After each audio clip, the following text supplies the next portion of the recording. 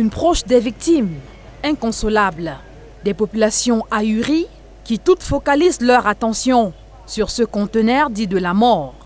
3 personnes se sont vues recouvertes par cette caisse. On a même essayé de retirer la femme qui était en train de demander l'aide là en bas.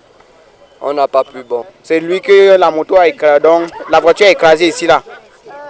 Quand on avait, ça avait écrasé la partie ici et la fille ça avait coupé ici, la partie d'ici. Ça avait coupé. Donc quand on a enlevé les cons, on mettait ça en face de la station Tradex là. Ils étaient couchés là-bas. Moi-même j'ai vu ça vraiment, j'ai eu la chair de poule.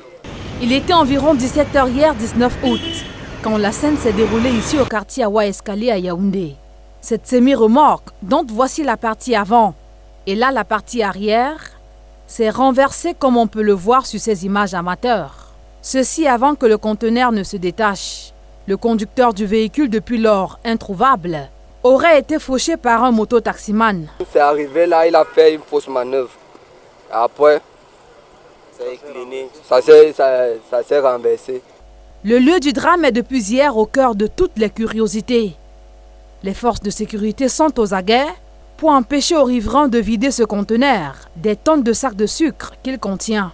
Beaucoup l'ont déjà fait et ça fâche. Ça c'est porter la malédiction pour partir avec, parce que ça va, la malédiction si ça va aller de génération de génération vraiment. Ça m'a fait brûler vraiment les dents. Parce que quand il y a le sang s'est versé, les gens veulent encore vraiment des sacs de sucre pour partir avec, ce n'est pas bien. En quittant les lieux ce vendredi matin, l'embouteillage était au rendez-vous, avec le conteneur resté sur la chaussée. Les dépouilles des victimes sont gardées à la morgue du CEFTA des Kounou. Rappelons que cette sortie est de la capitale est très sollicitée par ces engins lourds. Les quelques minutes passées ici en mi-journée ont permis de dénombrer une dizaine